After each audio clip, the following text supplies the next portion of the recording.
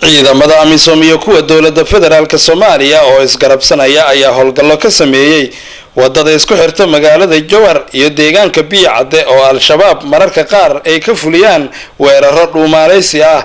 goobtana ciidamada isgarabsanaya ay howlgalka ka fuliyeen ayaa waxa qarax miino al-shabaab ay ku aasayeen kula qarxay isla goobta ay qaraxa ku aasayeen sida ay dadka deegaanka u xaqiijiyeen warbaahinta. gudoomiyaha maamulka gobolka Shabeellaha Dhexe Axmed Meyre Makaraan oo howlgalka qayb ka ahaa ayaa sheegay in qaraxa uu shabaabkii aasayay qasaaro u geystay. sida aad arkaysiin waad u jeedin inta ay qoday bomki meesha ay rabeen inay geliyaan ummadana ay ku dhibaateeyaan dhibaatadii ayaga ay ku celiyay dhagartoodii iyo musiibada ay ummadda ay maartay ay ula dan lahaayeen waxaan maartay Ilaahay uga mahadnaqaynaa inuu Ilaahay ummadda ka qabto iwankaas maartay dhagarta badan leh annaga iyo ciidamada Amisom iyo dhamaan madaxda kale oo nala socotaba tirada cayiman ma hayno laakiin in qasaaro badan ay ku gaartay ayaan warbixinta ku helnay qaraxa xalay 6 saac ayuu dhacay ayagoo ku rabaan inay ku aasaan wadadan ummadda maraysan ay ku dhibaateen ayagoo rabaan ayuu maartay xalay 6 saac dhacay sidaasaana maartay xaaladooda kula socona bees inuu qaraxa ayaga uu ku dhacayna isla waqtiga magaca deegaankan waxa la yiraahdaa Warciise wadadan waxay tagtaa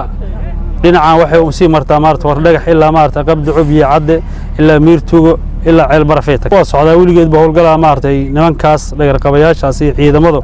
waxa ka dhaxeeyay in maartay lagu raad joogo ayaguna ay sidaan oo kale u dhuumaaleysaan ummadana ay u dhibaateeyaan howlgal waa socdaa oo socdaa intay ayaga ay joogaan. Colonel Anas taliyaha ciidamada Amisom ee howlgalkani horkacayay ayaa isna warbaahinta la hadlay. Nos frères somaliens sur l'incident qui s'est passé hier. waxaan halkaani u nimid ciidamada dawladda Soomaaliya iyo anagaba in aan wax ka ogaano qasaaraha gaaray al-shabaab iyo in shacabka ku nool deegaanada aan ka helno akhbaaraad kala duwan oo ku saabsan al-shabaab halka ay ku dhuumaaleysanayaan. mar walba ayaan howlgallo kala duwan aan ka sameey doonaa wadada xiriiriso deegaanka Biicade iyo Jowhar. sidoo kale tuulooyin hoos yimaada degmada Cadale ayaa waxa ku dagaalama maleeshiyo beeleedyo hore halkaasi ugu dagaalamay waxaana dagaalka mar kale ka soo cusboonaaday tuulooyinka hoos yimaada degmada Cadale ku geeriyooday 5 ruux oo kamid ahaa maleeshiyaadkii dagaalamay halka 4 kalena ay ku dhaawacmeen sida Universal TV ay u sheegeen dadka deegaanka oo aan xiriir la sameeyay. wilina waxa laga cabsi qabaa in mar kale ay maleeshiyo beeleedyada ishorfadhiya ay ku dagaalamaan tuulooyinka ay hore ugu dagaalameen. Ismaaciil Cabdulle Sabriye Universal TV